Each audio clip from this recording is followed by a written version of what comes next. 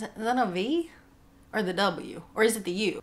Welcome to my channel. I'm Dani Marie AUC, and today we're going to talk about the smart home tech that I use in my house. Let's do it.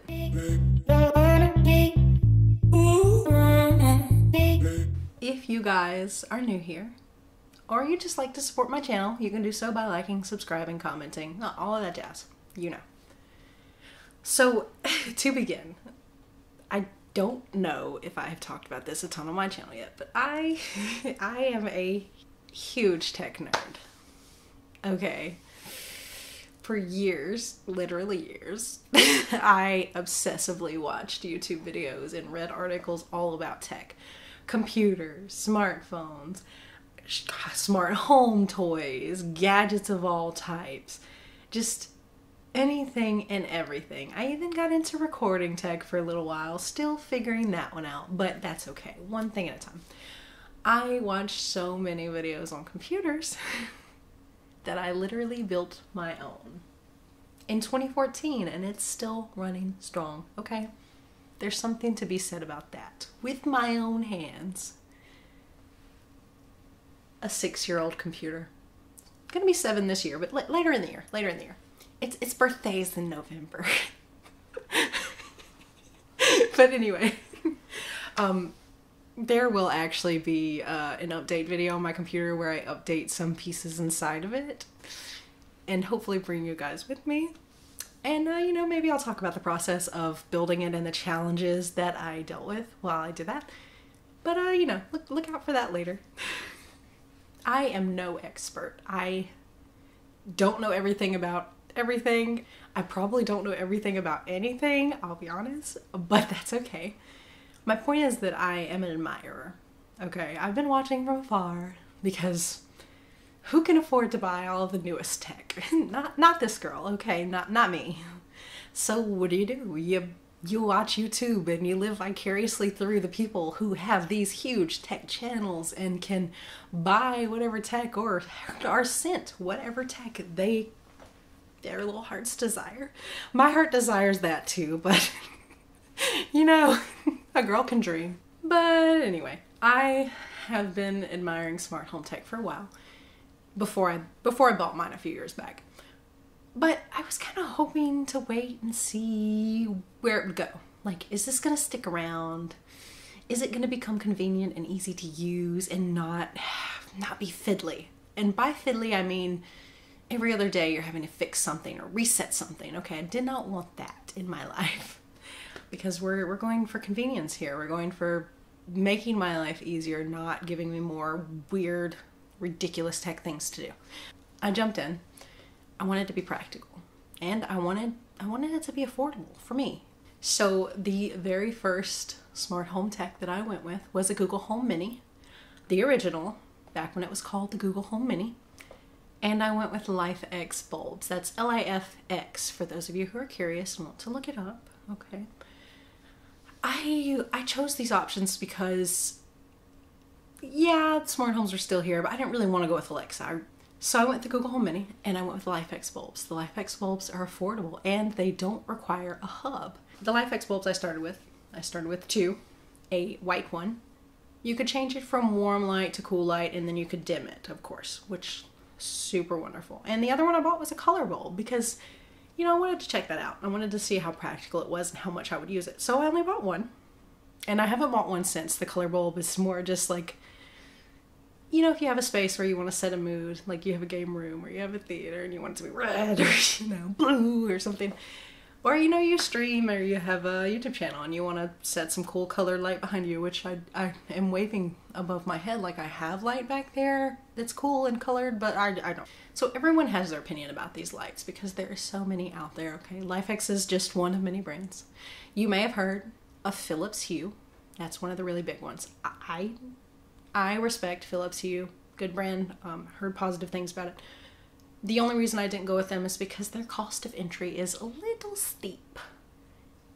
You know, it was at the time for me. I didn't want to pay for that. I really couldn't afford it. So I went with something a little cheaper, but still had good reliability reviews. And I have not had issues with them, honestly. They've updated their software over the years to make it more user-friendly, to try new things. I have even tweeted about a complaint I had about it and got retweeted and quoted by LifeX. I was, you know, when a company is in touch with social media and at least tries, sold. Okay, sold. So I started with 2 bulbs and my Google Home Mini years ago. Since then, I have a collection of 5 LifeX bulbs. I did stick with LifeX for now. One brand I am keeping my eye on is GE. GE, you guys know, they've been around for forever. But I would love to check out their smart lights and see how they integrate with my Google Nest ecosystem one of these days. Maybe for my studio, which is still a work in progress. Yeah, you know. Maybe for that, we will do a review. It would be absolutely fun.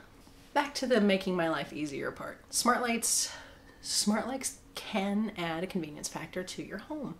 So when I first got my lights, they were going in a 3-light lamp. Okay, one of those tall floor lamps with 3 buds on it. Okay. But this lamp sat in the corner of my room behind my desk. And by desk, I mean 2 folding tables. You know, we all start somewhere. But this thing was hard to reach, okay? To reach the knobs to actually turn on and off the lamp, I practically had to climb on the table. And I mean, who wants to do that every day? Okay, not me. So I thought, you know what? That would be a great place for smart lights. Because that's the light I usually use in my room. I prefer lamps to overhead lighting. That's also a discussion for another video.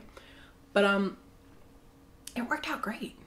I can just walk into my room or wake up or whatever and say, hey you, smart speaker, turn the lights on. Or turn my lamp on. I actually named it lamp at one point, and you know, the good thing about these specific lights, probably most lights, is you can put them in groups, name them one thing, and then tell your smart speaker to turn on that group name. So for me it was lamp. It could be living room, it could be bedroom, kitchen, whatever. You could call them Charlie. You know, you gotta do you, whatever that is.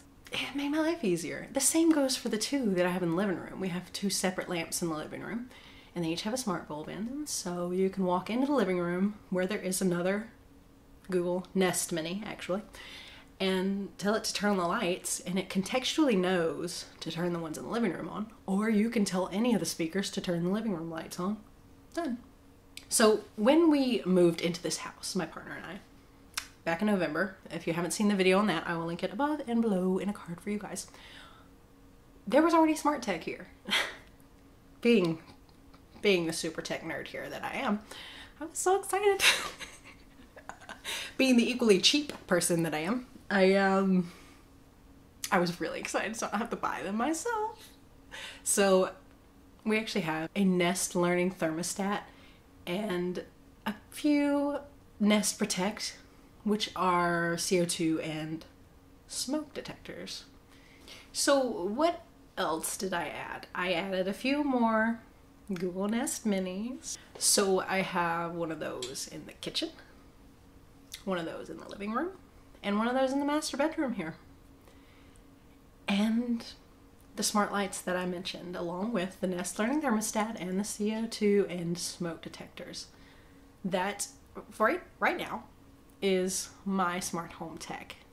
I'm a big believer in that not everything has to be smart. Okay, I don't need the smart oven. I mean, okay, the smart oven was a bad example because the smart oven would actually be really cool, but I don't need the smart fridge with the screen on the front. I don't need a smart toaster, smart microwave, you know, like that's, you know, I'm practical. I don't need that much smart tech.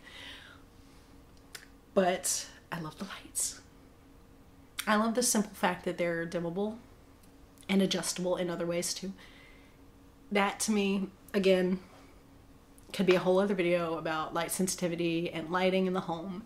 That's coming down the road, you guys. Stay tuned for that. I recently got asked about that, and I so appreciate when you guys ask me questions in the comments. I just want you to know that. It makes me happy because it means you're watching the videos and you're engaged, and it made you think about something. And it made you think that I, for some reason, could answer your question.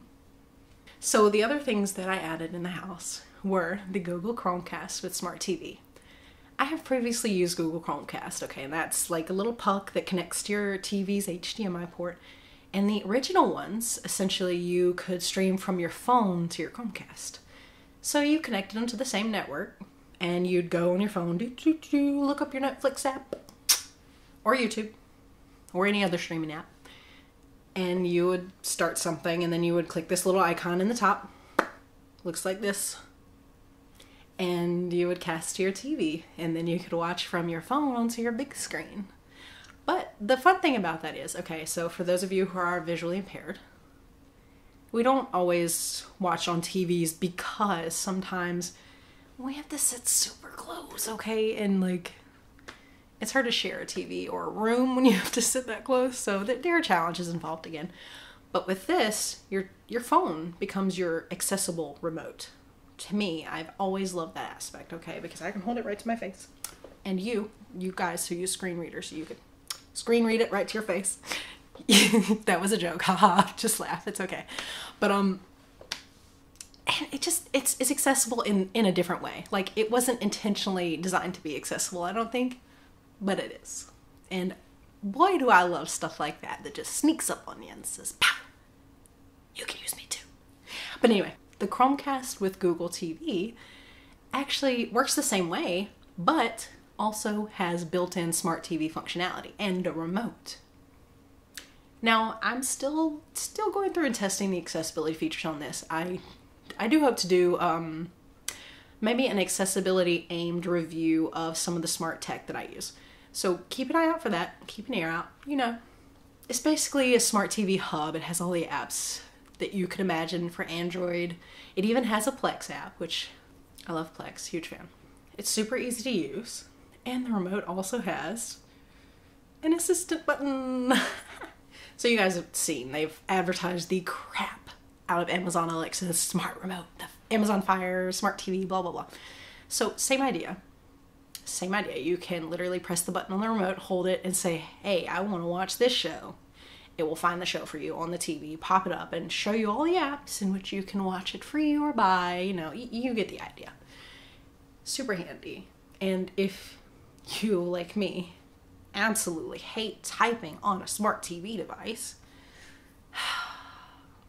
is that a T? Is that a V? Or the W? Or is it the U? Because, you know, those three letters often sit beside each other in these weird alphabetized layout of letters. The struggle is real.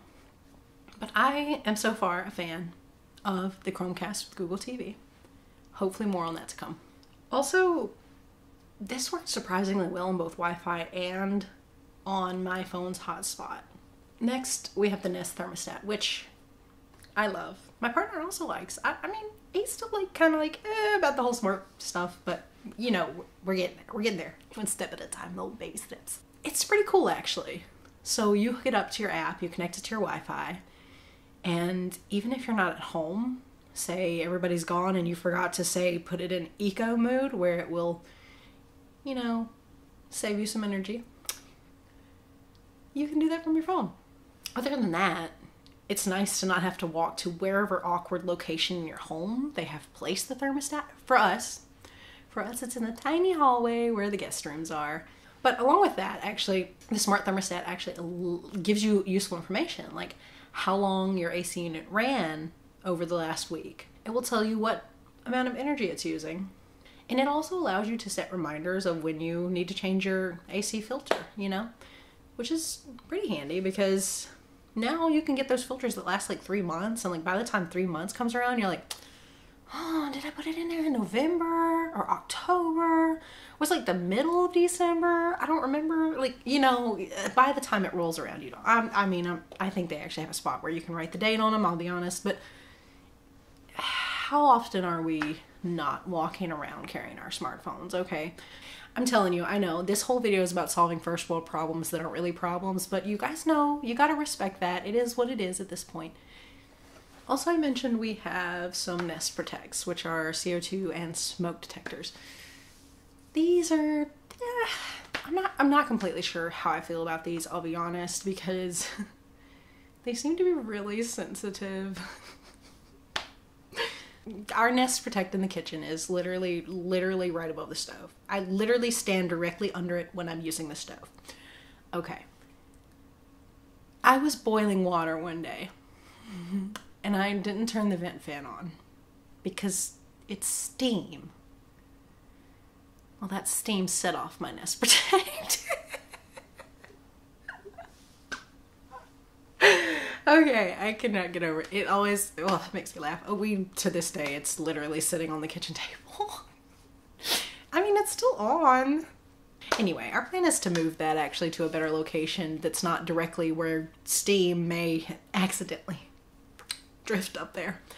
But, I'm still on the fence about how I feel about the Nest Protects. You know, more time will tell. Another small thing that I did purchase was a temperature sensor that pairs with our thermostat because, so our house is not huge, but the master bedroom is on the opposite end of the house from where the thermostat is located. And that hallway, we have discovered, actually can be as much as 4 degrees hotter than the master bedroom. We basically got the temperature sensor and it's just like a little puck. You can mount it on the wall or you can just sit it on a desk somewhere or whatever. And you can tell the thermostat which room you would like to keep at the designated temperature. You could swap it back and forth throughout the day. The last thing that we are going to add, well, really me. I'm just gonna be honest, this is mostly all me. My partner doesn't care. But the last thing I'm gonna add actually is behind me. Ignore these. If you guys didn't know, I'm a bit of a Google fan. I'm a bit of a Google connoisseur.